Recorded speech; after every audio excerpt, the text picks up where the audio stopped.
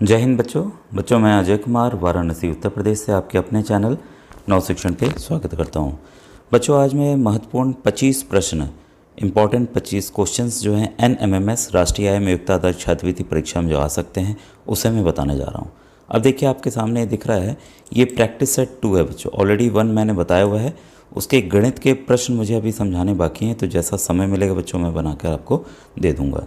और ये देखिए राघव प्रकाशन आगरा है, उसकी किताब जो है उसमें मैं भी एक लेखक के रूप में हूँ, उसकी जो किताब है उससे ये लिया गया है। तो ये बच्चों देखिए कुछ मैं होमवर्क दे रहा हूँ, तो आपको ये होमवर्क जो है 10 क्वेश्चन आप प्रश्न देख लीजिए, स्क्रीनशॉट ले लीजिए। ऐसे मैं व्हाट्सएप ग्रुप में डाल दूँगा इसको, ठीक है। तो जो बच्चे अगर व्हाट्सएप ग्रुप से नहीं जुड़ पाए हैं, ठीक है, तो वो क्या करेंगे कि वीडियो के डिस्क्रिप्शन में आपको लिंक मिल जाएगा, आप वहाँ जुड़ के फ्री तैयारी कर सकते हैं। तो बच्चों कोई भी कोर्स मतलब ऑनलाइन कोर्स है मैं यूट्यूब पर नहीं बेचता हूँ। और कुछ बच्चों के कमेंट आ रहे हैं सर फीस कितनी है, तो कुछ भी नहीं है, फ्री आप पढ़िए। और काफ़ी बच्चों वीडियोस ऑलरेडी मैंने बना रखे हैं, तो आप प्लेलिस्ट ज़रूर देखिए, ठीक है। 90 प्रश्न आपके मैट के आते हैं, चाहे आप जिस राज्य के हों, ये निर्भर नहीं करता, ठीक है। तो उसका अलग मैंने प्लेलिस्ट बनाई हुई है। सेट में आपके विज्ञान, सामाजिक अध्ययन और गणित आता है, मैथ्स आता है, उसका वीडियो अलग मैंने बना रखा है, उसको जरूर देखिए। नवोदय विद्यालय प्रवेश परीक्षा कक्षा 9 का फॉर्म आ चुका है, तो उसमें गणित और विज्ञान के वीडियो साथ में आप देखते चलिए। तो आज का जो वीडियो है वो नवोदय विद्यालय या सैनिक स्कूल के जो बच्चे तैयारी कर रहे हैं उनके लिए भी इक्वली इम्पॉर्टेंट है, ठीक है। तो ये आप ये होमवर्क स्क्रीनशॉट बल्कि ले लीजिए, इस पर आपको साफ दिखेगा, ठीक है। तो टोटल कुछ देखिए बच्चों आसान प्रश्न आते हैं, कुछ कठिन आते हैं। तो ये 10 क्वेश्चन कुछ कुल मैं आपको होमवर्क के लिए दे रहा हूँ, तो इसको आप ज़रूर कीजिएगा, ठीक है। तो ये ऑलरेडी काफ़ी बच्चे इन किताबों को जानते हैं, ठीक है। तो ये राष्ट्रीय आय युक्त आदर्श छात्रवृत्ति परीक्षा है और इसमें पूरे हल प्रश्न पत्र सब कुछ दिया हुआ है। तो ये तो किताब है। और ये बच्चों देखिए नवोदय के साथ साथ अटल आवासीय विद्यालय के लिए भी इक्वली ये बच्चों शैक्षिक अभिरुचि परीक्षा विज्ञान का ये पहला प्रश्न आपके सामने है। संवेग का एसआई मात्रक है, ठीक है। तो एसआई मात्रक काफ़ी प्रश्नों के पूछे जाते हैं, पहले इसको समझ ले।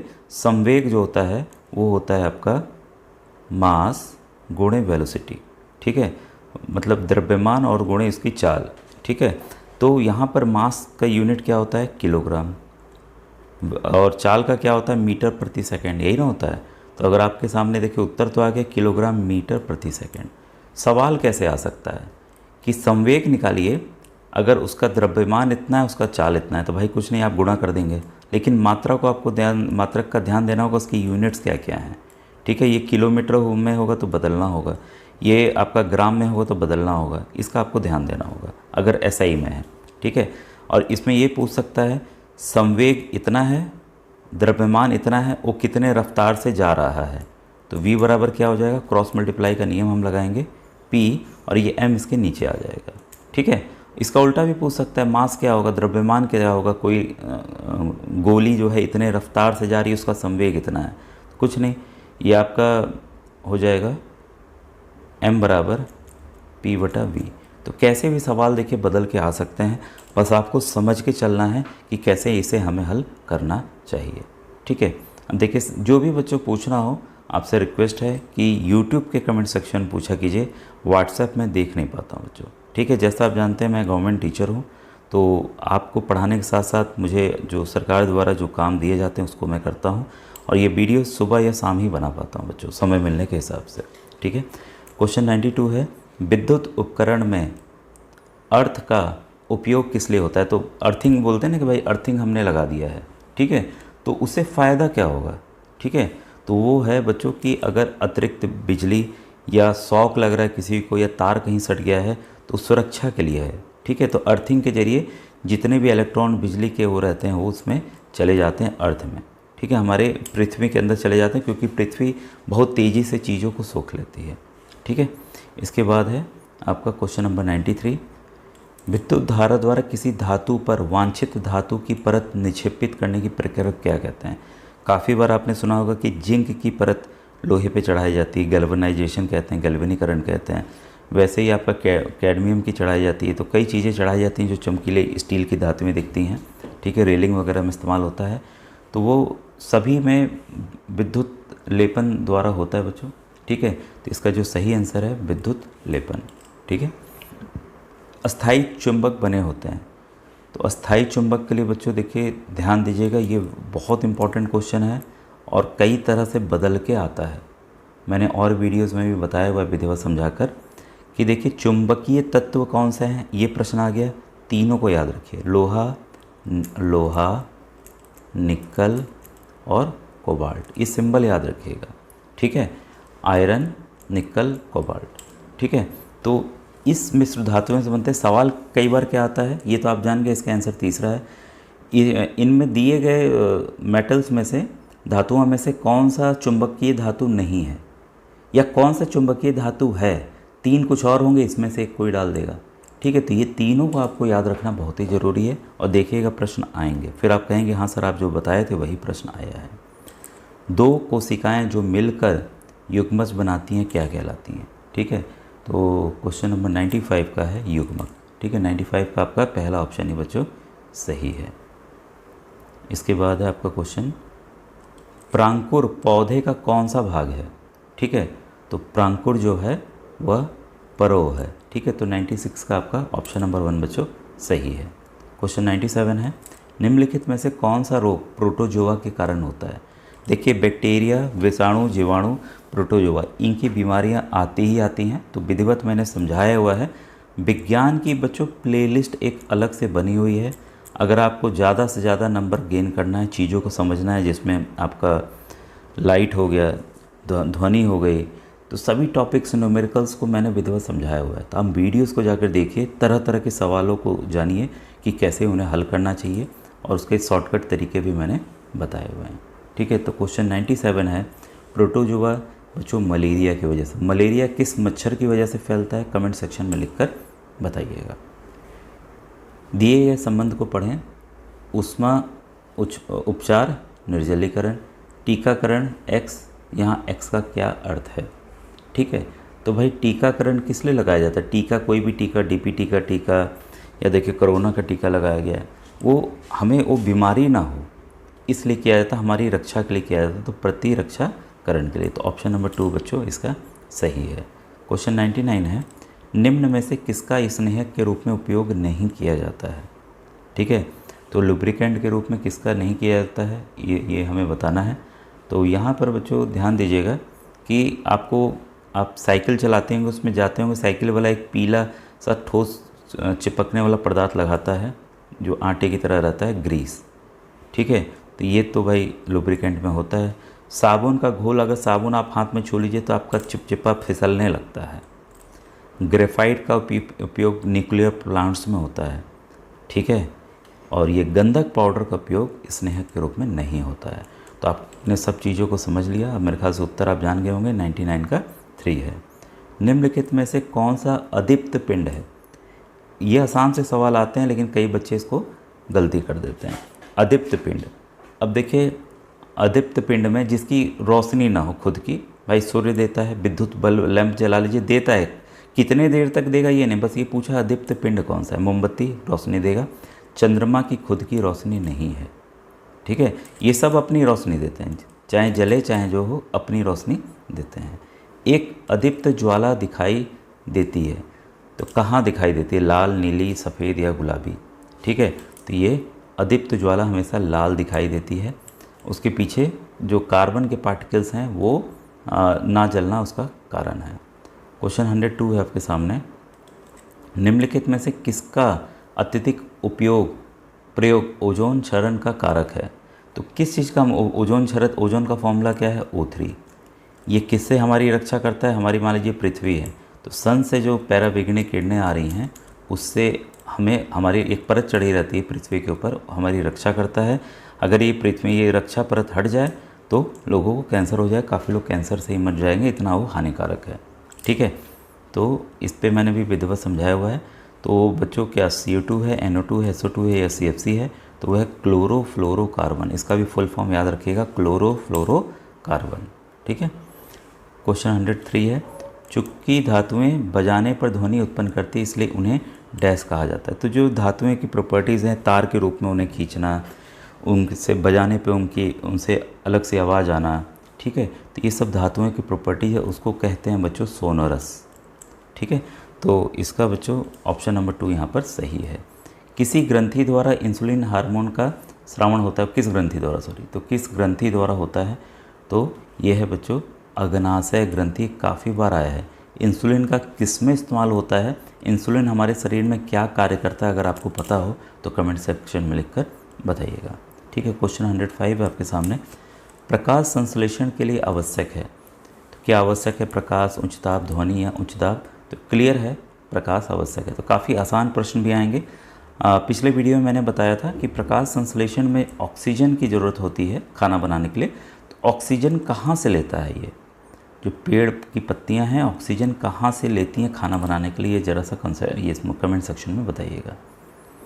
उच्च श्वास के समय पसलियाँ, तो देखिए मूवमेंट होती हैं पसलियों की ऊपर नीचे, तो कब होती हैं, नीचे की ओर गति करती हैं। तो इसमें कोई कन्फ्यूज़न, एक याद रखिए, दूसरा आपको अपने आप से पता चल जाएगा। ठीक है, तो 106 का आपका ऑप्शन नंबर 2 सही है। ठीक है, मेढक के हृदय में होता है, तो ये भी मैंने बताया हुआ है। मेढक के हृदय में 107, मेढक के हृदय में आपका ऑप्शन नंबर यहाँ पर तीसरा सही है। 2 अलिंद और 1 निलय। निम्न में से कौन मरुस्थलीय पौधा है, तो जो मरुस्थल में पाए जाते हैं उसको मरुस्थलीय पौधा कहेंगे। अमेरिका से बच्चे इसको जानते होंगे, कैक्टस। ये कटीला पौधा होता है, आपको पता है। अच्छा, ये बस मुझे बताइए, मान लीजिए कैक्टस का ये पत्ता है, इस पर छोटे छोटे कांटे निकले रहते हैं, तो ये कांटे हैं क्या असल में, अगर आपको पता हो तो कमेंट सेक्शन में लिखकर बताइएगा। और जो ये बड़ा सा हरा भाग होता है, ये क्या है, पत्ती है, जड़ है, तना है, ये क्या है, बाहर वाला भाग। और जो नोकीला है वो क्या है, दोनों को बताइए कमेंट सेक्शन में। अंड प्रजनन जीव नहीं है, प्रजनक जीव नहीं है, तो 109 का सही आंसर है यहाँ पर बिल्ली। भाई बिल्ली तो बच्चा देती है, बाकी सब क्या करते हैं, अंडा देते हैं। मेढक अंडा देता है, ध्यान रखिएगा। आनुवांशिकी का जनक किसे कहा जाता है, ठीक है, तो काफ़ी ये भी इम्पोर्टेंट क्वेश्चन है। मेंडल को कहा जाता है। तो मेंडल ने सरसों पे रिसर्च किया और जाना कि कैसे बड़े पौधे, छोटे पौधे, सब तरह का उन्होंने ब्रीडिंग करा के देखा, और इसलिए मेंडल को कहा जाता है कि इन्होंने ही राह दिखाई इसकी। किस दर्पण में वस्तु का प्रतिबिंब सदैव वस्तु से छोटा, सीधा और काल्पनिक बनता है। वेरी इंपॉर्टेंट क्वेश्चन, ये बार बार आया हुआ है और आएगा भी। ठीक है, ये है बच्चों उत्तल दर्पण। ठीक है, तो दर्पण वाला मैंने समझाया हुआ, उसको आप देख लीजिएगा। नेत्र लेंस होता है, काफ़ी इंपॉर्टेंट क्वेश्चन है। जो हमारी खुद की आँखें होती हैं उसमें कौन सा लेंस होता है, ये आपका, इसका बच्चों देखिए ध्यान रखिएगा, जो लेंस है वह उत्तल होता है। ठीक है, वह क्या होता है, उत्तल होता है। कार्निया जो आगे से उत्तल होती है और पीछे से अवतल होती है, इसका आप ध्यान रखिएगा। और इसमें पॉइंट नोट कीजिएगा, जो रेटिना की सतह है, रेटिना की सतह अवतल होती है। ठीक है, तो कुछ इंपॉर्टेंट पॉइंट्स थे, इसको लेते हुए इसको आप ज़रूर याद रखेंगे। और उत्तल लेंस होने की वजह से वह क्या करता है, अपसारित करता है, तो इसका आप ध्यान रखेंगे। तो इसमें जैसे मान लीजिए मानव नेत्र हैं, तो ये ऐसे है इस तरह का। ठीक है, तो अगर कोई रोशनी जा रही है, ठीक है, इस तरीके से, तो ये इस तरह से सीधी हो जाएगी। ठीक है, 1 किलोवाट घंटा बराबर होता है। ठीक है, तो ये होता है 3.6 × 10⁶ जूल। नेक्स्ट क्वेश्चन है, लार में कौन सा एंजाइम पाया जाता है, तो ये काफ़ी बार मैंने बताया भी हुआ है, टाइलिन पाया जाता है। और इसका पाचन, किसी भी खाद्य पदार्थ का पाचन हमारे मुंह में ही आरंभ हो जाता है। धारा कितने प्रकार की होती है, ठीक है, तो धारा, विद्युत धारा पॉजिटिव और नेगेटिव 2 तरह की होती है, तो ऑप्शन नंबर 3 इसका सही है।